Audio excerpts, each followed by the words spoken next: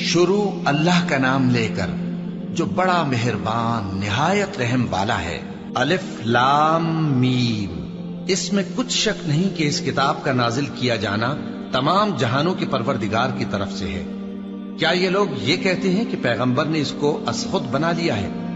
نہیں، بلکہ وہ تمہارے پروردگار کی طرف سے برحق ہے، تاکہ تم ان لوگوں کو ہدایت کرو جن کے پاس تم سے پہلے کوئی ہدایت کرنے والا نہیں آیا، تاکہ یہ رستے پر چلے۔ اللہ ہی تو ہے جس نے آسمانوں اور زمین کو اور جو چیزیں ان دونوں میں ہیں سب کو 6 دن میں پیدا کیا، پھر عرش پر جلوہ افروز ہوا۔ اس کے سوا تمہارا نہ کوئی دوست ہے اور نہ سفارش کرنے والا۔ کیا تم نصیحت حاصل نہیں کرتے؟ وہی آسمان سے زمین تک کے ہر کام کا انتظام کرتا ہے، پھر ہر کام ایک روز جس کی مقدار تمہارے شمار کے مطابق 1000 برس ہوگی اس کی طرف رجوع کرے گا۔ اسی شان کا ہے وہ خالق جو پوشیدہ اور ظاہر کا جاننے والا ہے، غالب ہے، بڑا مہربان ہے۔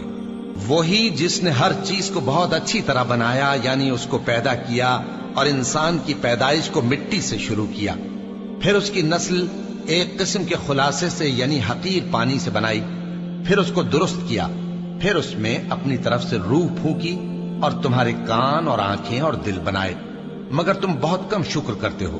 اور کہنے لگے کہ جب ہم زمین میں ملیا میٹ ہو جائیں گے تو کیا اثر نو پیدا ہوں گے؟ حقیقت یہ ہے کہ یہ لوگ اپنے پروردگار کے سامنے جانے ہی کے قائل نہیں۔ کہہ دو کہ موت کا فرشتہ جو تم پر مقرر کیا گیا ہے تمہاری روحیں قبض کر لیتا ہے، پھر تم اپنے پروردگار کی طرف لوٹائے جاؤ گے، اور تم تعجب کرو جب دیکھو کہ گناہگار اپنے پروردگار کے سامنے سر جھکائے ہوں گے اور کہیں گے کہ اے ہمارے پروردگار، ہم نے دیکھ لیا اور سن لیا، تو ہم کو دنیا میں واپس بھیج دے کہ نیک عمل کریں، بے شک ہم یقین کرنے والے ہیں۔